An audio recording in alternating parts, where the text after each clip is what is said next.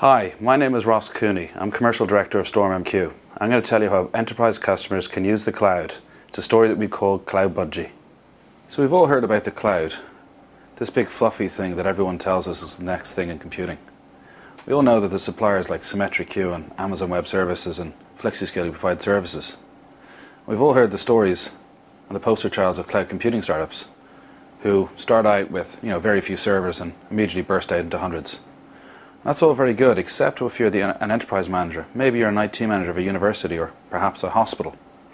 You have certain problems with cloud computing, and those relate to things like existing resources. You've got security concerns, and probably most importantly, you've got some big budget problems. First problem is if we draw out all your computer cabinets, a nice little diagram here. Well, this is all your existing infrastructure that you have in your enterprise. And then over to the side, we draw this big version of the cloud. The problem with this image is a big fat firewall that sits in the middle, blocking all your communications. The second problem is traditional job allocation systems are often expensive, they're complicated, they're proprietary, and they're often unreliable. Well, an answer to both of these problems is AMQP. That's Advanced Message Queuing Protocol.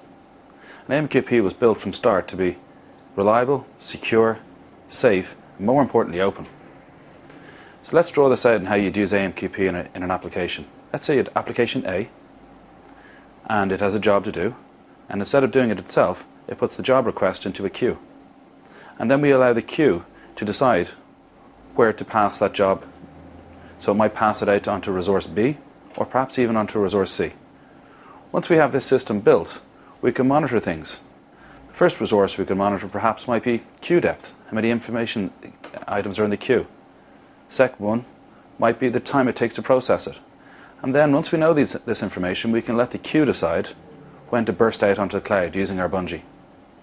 So we really believe that cloud and businesses can work together, but it's something like AMQP that links the two of them together.